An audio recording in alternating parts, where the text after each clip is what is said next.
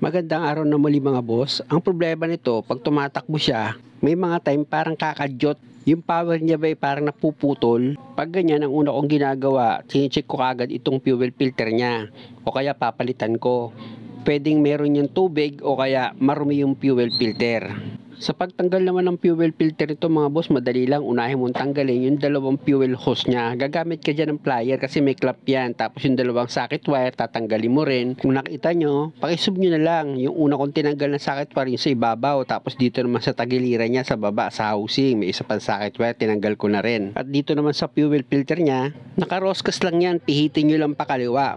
Isagad nyo lang yung thread niya. O diba nakita nyo, bumitaw na siya sa pagkakaroskas. O ito namang araw na tinuturo ko bago nyo siya kalasin. Ayo, tingnan nyo yung housing tsaka tong upper pump niya. Dapat magkatapat yun mga boss pag binalik nyo. Tsaka nyo ngayon iangat lang itong upper pump. Bibitaw na yan dito sa housing niya. At kung makikita nyo yung filter nyo, marumi na rin. Malaking bagay kasi mga boss na lagi kayong updated pag nagpapalit kayo ng fuel filter para hindi kayo nakakaranas ng parang pumapalya yung makina nyo kahit pa diesel yan. Kasi ang symptoms niyan, kadalasan kung hindi parang papalya, lalakas kayo sa diesel o kaya hirap humatak at hard starting. At dahil nalinis ko na itong housing niya, tinanggal ko na rin yung o-ring, eto na ngayon yung bagong o-ring niya or gasket. Siguraduhin nyo lang na maayos yung pagkakalapat niyan mga boss. Tapos eto naman na ngayon itong bagong fuel filter niya. Diyan naman wala nang guide yan. Basta ilagay nyo lang pag magpapalit kayo. Tapos dito na tayo ngayon magkakaroon ng guide. Dapat nakatapat yung arrow na yan dun sa tinuro ko sa inyo kanina. Ayan, sa housing niya, ayan yung arrow na yan. Dapat magkatapat yan. Sa paglinis pala ng fuel filter housing nito mga boss, ang ginagamit ko lang dyan, diesel din, huhugasan ko lang siya. Ganun ko lang siya linisan mga boss. O, nakita nyo naman tinuturo ko ngayon yung arrow, di ba? Dapat magkatapat yan, di ba? Magkatapat na.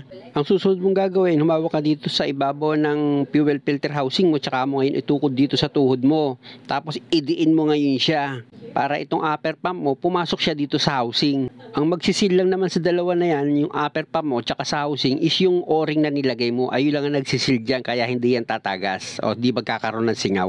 At pag lumapat na siya, o pwede mo na ngayon siyang i-roscas. Itong roscas na pinipihit ko mga boss, yung iniikot ko, kailangan tatapat din yan sa araw. Nakita mo yung tinuro kong araw, di ba? Magkatapat din yan.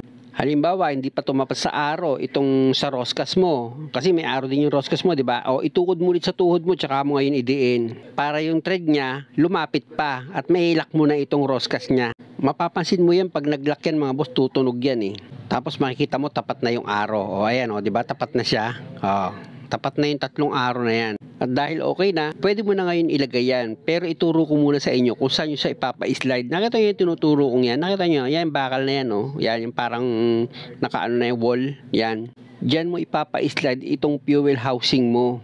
Meron yan sa gilid mga boss, sa likod niya. Ayan o, turo ko. Ayan, yung likod na yan. Makikita nyo, may gatla o. Ayan o, ayan yung ginaganyan ko, hinahawakan ko. Diyan yung si Papa Slide. Itatapat nyo siya ron kasi may gatla yan eh. Ayan o, yung gatla o. Ayan, gatla. Kabilaan niya may gatla. I-shoot nyo yan dyan sa bakal na yan, mga boss. Yung flat na bakal na yan. O, tutulak nyo lang pababa. O, okay na siya. Ganun lang, nag-lock na yan. Tapos pwede mo nang ilagay itong isang fuel hose niya muna. Yan yung galing sa tangke. Siyempre, ilagay mo na yung clamp niyan.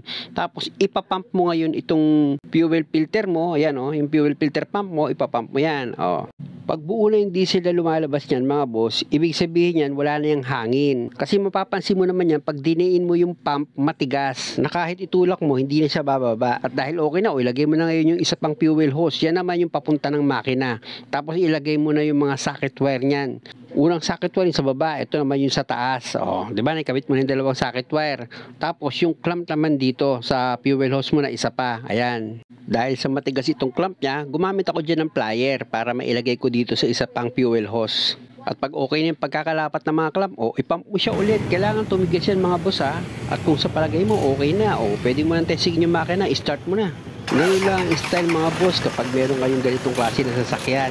Alam ko naman na kayang-kaya nyo yan eh. Huwag kayong mag-alala dahil walang halong pandaraya yan. Kung ano yung ginawa ko dyan, walang cut yan mga boss.